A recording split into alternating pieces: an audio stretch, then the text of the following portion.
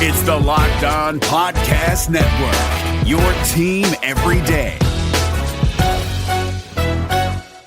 Bet smarter with daily advice from America's leading handicapper, Lee Sterling of Paramount Sports on the Locked On Bets podcast. Follow Locked On Bets today on the Odyssey app or wherever you get podcasts.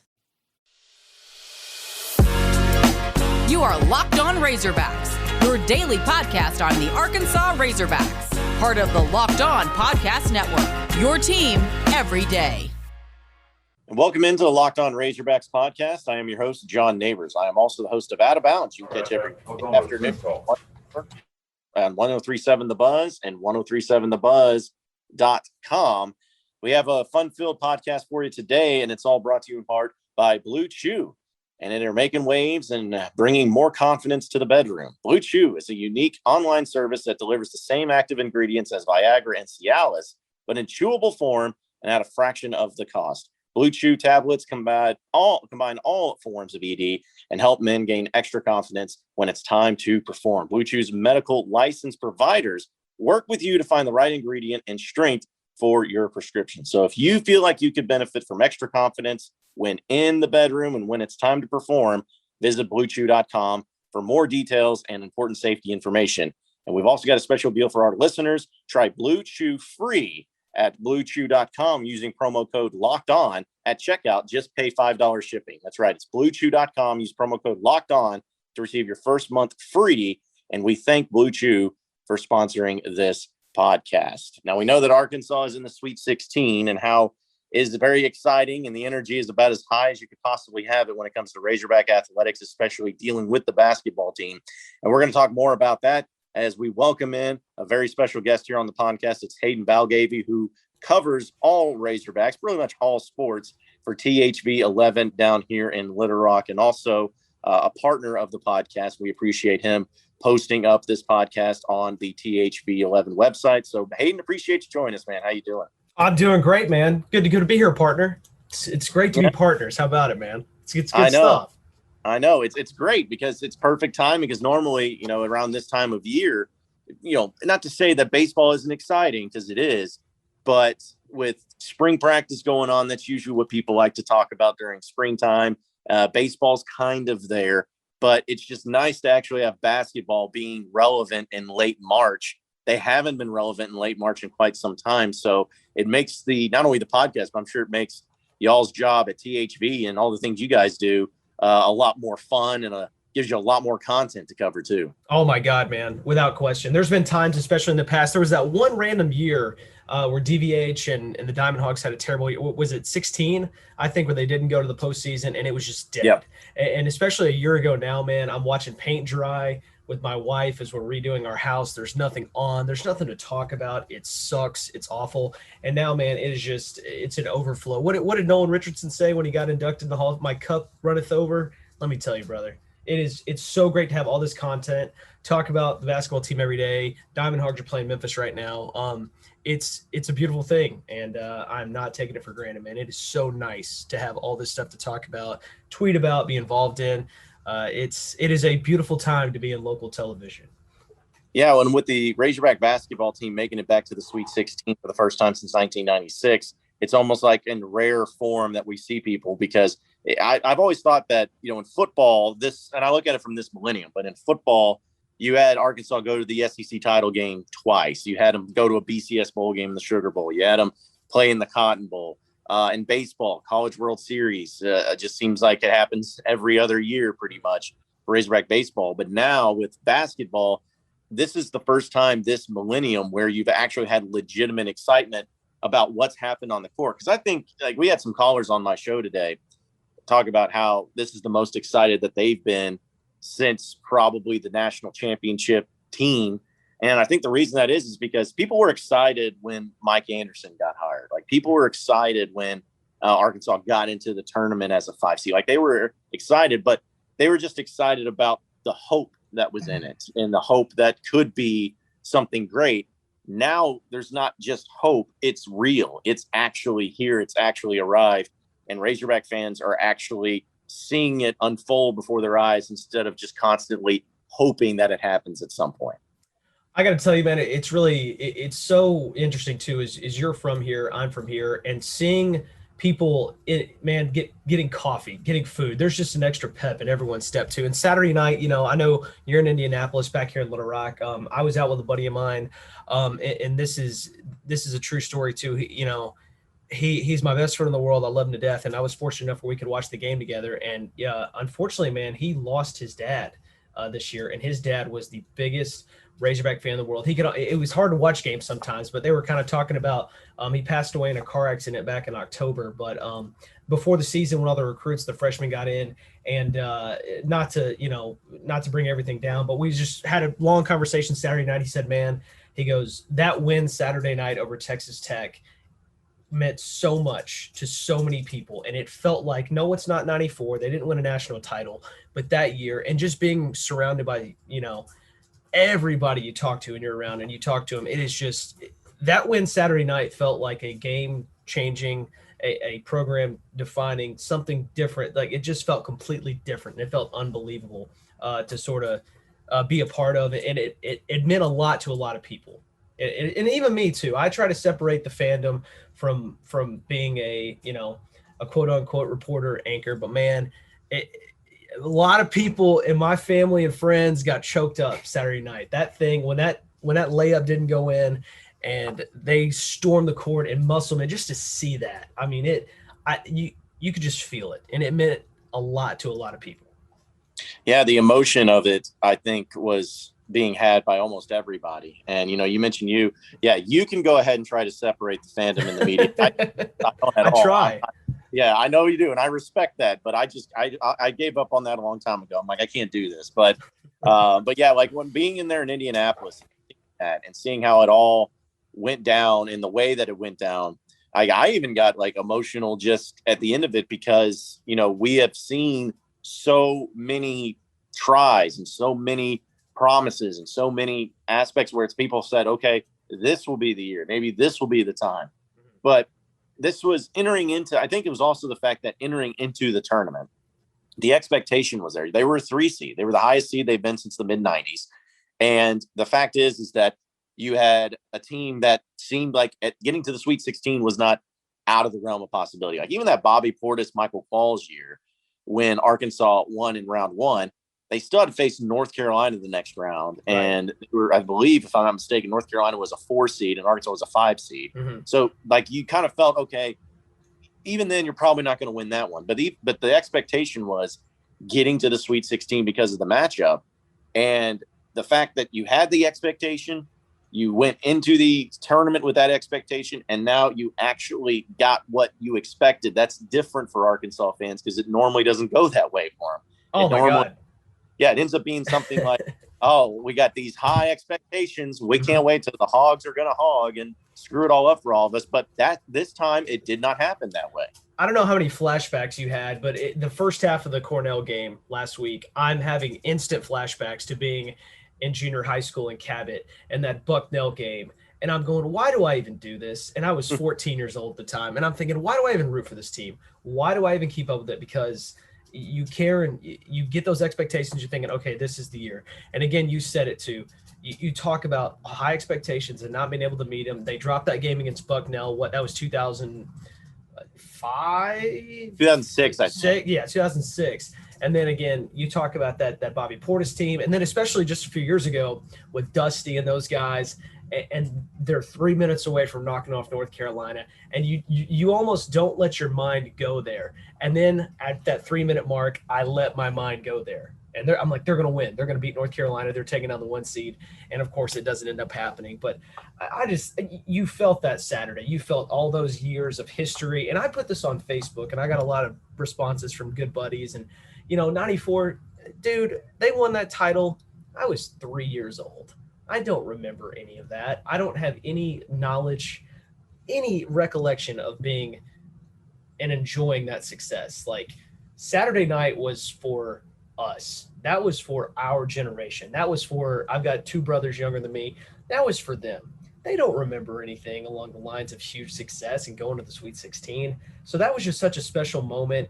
And then it's almost, at what point do we turn the page of like, I mean, for me, and people I'm talking to now that, and I don't want to overlook Oral Roberts, it's like, okay, are you going to be disappointed if they don't go to the Elite Eight? If they lose Saturday, is this now unsuccessful? I don't think so. I think now you're playing with house money. We'll talk about that here in just a second and continue our discussion with Hayden Balgavy of THB11. But first, we've been telling you about Built Bar, the best tasting protein bar in the market for a while now. Built Bar is the amazing low calorie, low sugar, high protein, high fiber, amazing tasting protein bar with 100% chocolate on all bars. And now is the time to find out which Built Bar is the best. That is Built Bar Madness. And if you go to BuiltBar.com or go to bar_built on Twitter, remember to use that promo code LOCKEDON15 to get 15% off your next order. You do that, you can see on today's matchup on who will be the best tasting Built Bar. Again, if you go to BuiltBar.com, locked 50% off your next order at BuiltBar.com. Check back to see who won today's matchup and who will become the best tasting protein bar.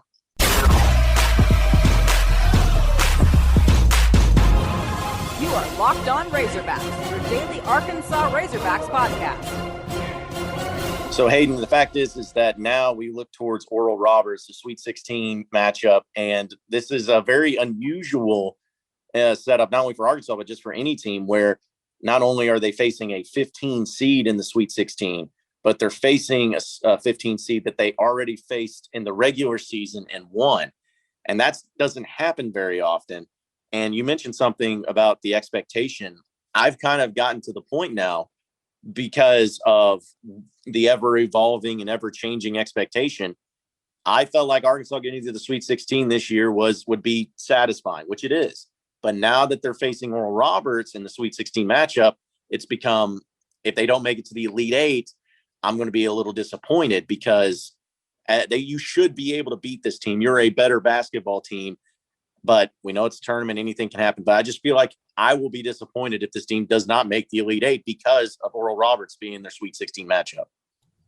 I will also be very disappointed because we have booked some hotel rooms. So I would be financially disappointed too, but I think you're right. I think if you're playing anybody else but Oral Roberts, if you're meeting Ohio State like everybody thought they would, and you lose that ball game, okay, you can live with that situation too. But now that you've already beaten Oral Roberts, and again, everyone has talked about these two guards. You know, you talk about Abner, the way he could shoot the ball, how he's lightning quick. He can score. Both these two guards, I think he's averaging like 25. I just looked it up. O'Banner, he's averaging 19 points a game.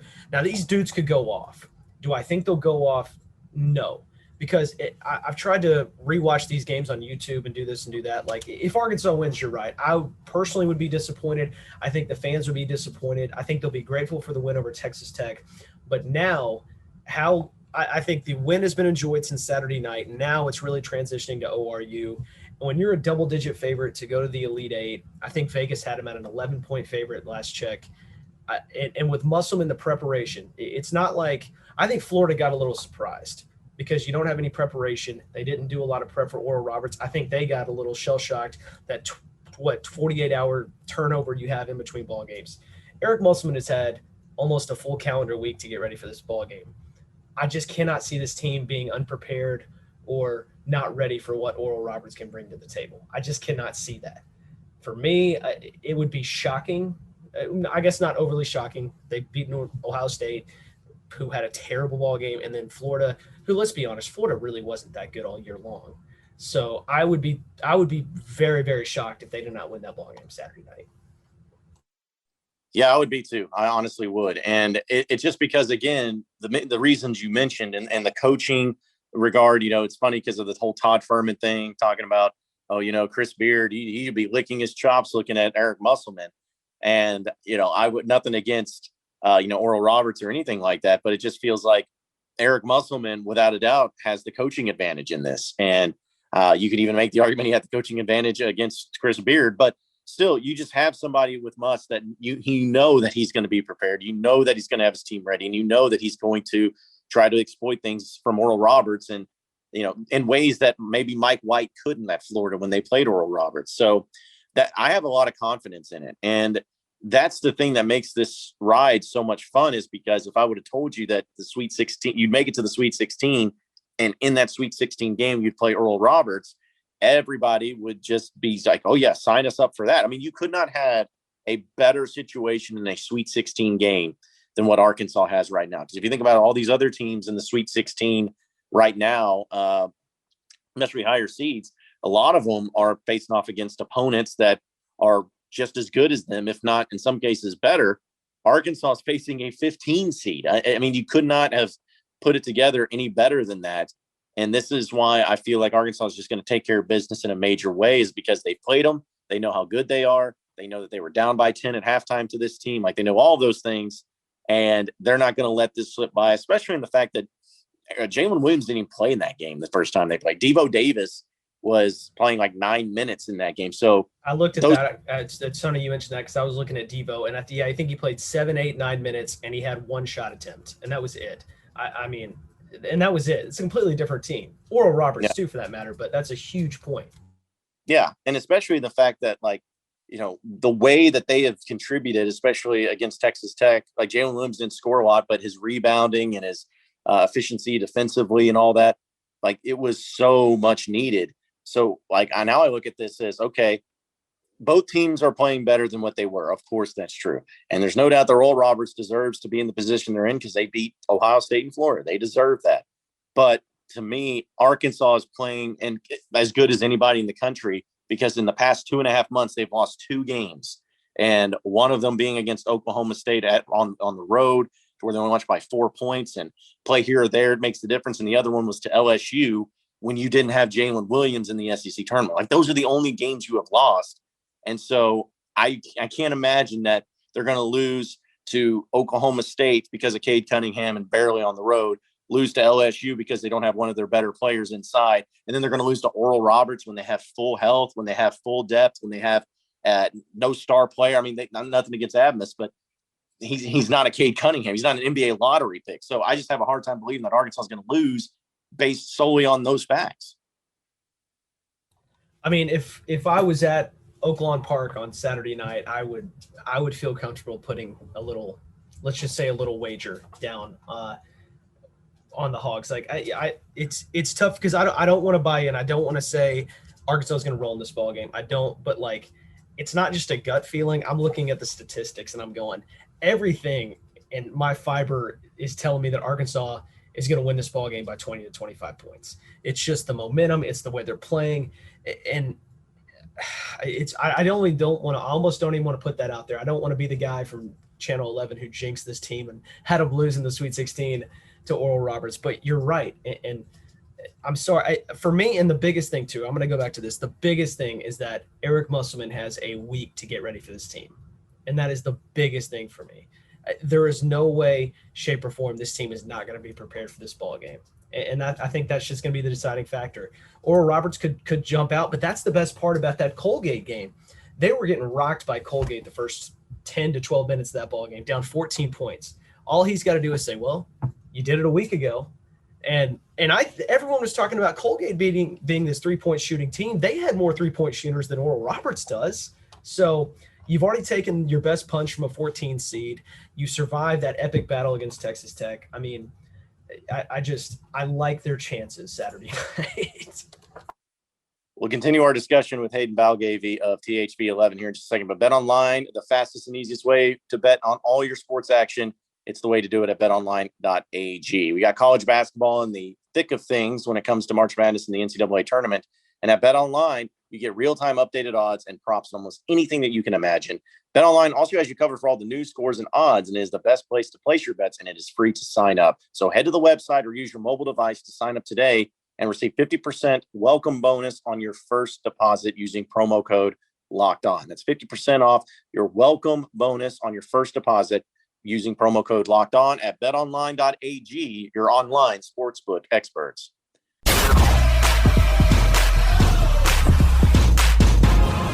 You are Locked On Razorbacks, your daily Arkansas Razorbacks podcast.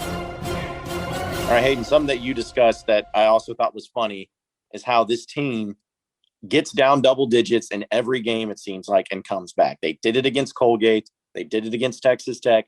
We've seen them do it all season long. Why is that? Why does that happen? I mean, it's great that they're winning, and it's great that they can come back, but at some point in time, it gets kind of old where it's like, stop. Why do you always do these things? and have to come back from behind? Why can't you just control the game the whole time? It's not frustrating because you win, but it's still scary, and it puts a lot of added stress when you're always down double digits and you're always having to find ways to claw back. It would be such a stress release if they could just take care of business on Saturday. That would be nice. But, I think it takes them 5 to 10 minutes to figure out whose game it's going to be. Because you go back to the SEC tournament where Moses, he has just got nothing going on. And all of a sudden, Note decides, all right, it's my game to jack up 35-foot threes. And he starts hitting them, and he builds, and they're able to beat Missouri. Then in the LSU game, they lose that ball game, unfortunately for them, but Moses is able to take over. And I really think, and what's so funny is it feels like Devo Davis to me feels like Matt Cronin. He feels like Matt Cronin coming out of the pen. It's like, you know what? We need some dude who's just going to light it up and turn this thing around. And if we need the scoring to stop, say we cannot give up a run or a bucket in basketball, we're going to go to Devo, and Devo is going to go, I got you. And he is going to get on, whether it's Mac McClung or whoever, or whether it's, these two guards from Oral Roberts on Saturday night. He is going to get in a dude's face, and he will not let you get anything. And as soon as he created that little run, it's always him. It's always him sparking something, whether it's a steal and a bucket coast to coast, and then another steal or a pull-up little jumper he's got. It just seems like he is always able to get it. And then as soon as Devo provides that spark, they're off and running. I don't know why they can't do that out of the jump, or, and the sad thing is recently, except for Texas Tech, it was honest to God because Connor Vanover could not give them anything in the first 5 minutes of the ball game defensively. And Connor's been really good at times this season. I love watching him play. I love covering him in high school, but he got exposed. And so Muss had to make adjustments and to the point of like, man, I can't play against Texas Tech. And that's unfortunate, but luckily they have Jalen right there who is back. But I think those slow starts too were Musselman going, all right, we're going to stay with Connor. We're going to stay with Connor. And it just didn't work out in those early minutes, and they had to battle back. Yeah, I feel like that's been the biggest change, is just having a different lineup in there. And, if Connor Vanover would have started against Texas Tech, I just don't think it would have gone well. I mean, he's not that player, and that's fine. They don't need him to be that player because they got other options. But that's why I feel like right now it's the time to just continue to really feed Justin Smith and Jalen Williams as much as possible, really get those guys involved as much as possible and have those guys be your inside presence. And you can throw in Connor Vanover if you need some relief or whatever it may be. But now, since it's tournament time, it's like there's no going back. There's no second chances. This is it. You either lose and go home, or you win in advance. And you can't afford to just keep trying things. You can't afford that. And I think Muss understood that. And I think that's why he didn't even play Connor Vanover against Texas Tech. He's like, even if he does play well, like even if Connor Vanover does play well, he's still not going to be as good as having Jalen Williams or Justin Smith in there. Like, he's just not. So I think that it was a smart decision on his part to switch it up a little bit. And so that's why I feel like they'll be pretty good against Oral Roberts. So before we close up shop here, let's go ahead. What do you predict in this game against Oral Roberts? You feel Arkansas wins? Do they win easily? Who's going to be the key player? What's all that fun stuff about? I think Oral Roberts is going to keep this ball game close for a limited amount of time. I think the shots will fall every now and then, but the defense, and if they can continue to extend them beyond the 3-point line, the heat and that momentum of being a 15th seed, history shows, statistics shows, it's just not going to carry over. I don't think that, especially O'Banner and these guys, are going to be able to continue that momentum. I think they've ridden high. It's been a great run for them. If this is me, not with my heart, but with my head, I think Arkansas wins this ball game by 20 points. I think they take care of business. I think they're focused, laser focused. Eric Musselman with the preparation. The defense is going to step up, especially with the rotation. Maybe even Connor gets a little confidence at the tail end of this ball game and is able to get in there. So if it was up to me, I would take Arkansas. I like them 77-58. I think it's a comfortable win. I was looking at something today. It's like Florida Gulf Coast is one of the last 15 seeds, I think, to get to the Sweet 16. And it's just that difference in not only athletes, but in scheming and game planning. It gets exposed in the Sweet 16. So I think Arkansas wins this ball game 19-20 points. I'm with you. I think it's blowout city. I think the fact that Devo Davis and Jalen Williams did not really play much at all in the first game is an advantage to Arkansas. And the fact that, like Desi Sills was an important factor in that game against them the first time. And Desi Sills, he hadn't played much at all because he needed him. So it's just two different teams now. I get it, but Arkansas is playing as about as high of a level as you could ask for from anybody at this point. So, yeah, I think Arkansas wins by at least 20 points. I think they really shut them down, and I think they really get going, and then they move on to the Elite Eight. And, it's probably more than likely going to be Baylor, which is not going to be an easy matchup, but, that's just something that we're going to have to cross that bridge when we get there. We can't get too crazy with it just yet, but I think it's an easy win. I think Arkansas takes care of business, and I think Arkansas moves on to the Elite Eight. Well, appreciate everybody listening into the Locked On Razorbacks podcast. Be sure to like and subscribe to the podcast on iTunes or on Google Play. You can also get after me on Twitter at BuzzJohnNeighbors for any questions, comments, concerns that you may have. We'll keep it going from there. Same podcast time, same podcast channel tomorrow afternoon. Have a great day, everybody. We'll see you then.